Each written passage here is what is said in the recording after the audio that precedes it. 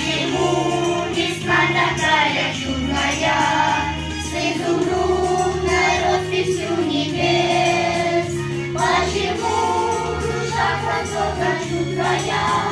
Он воскрес, ликуйте, он воскрес. Радость потекла в живым Иерусалим, словно сок разбуженных берез.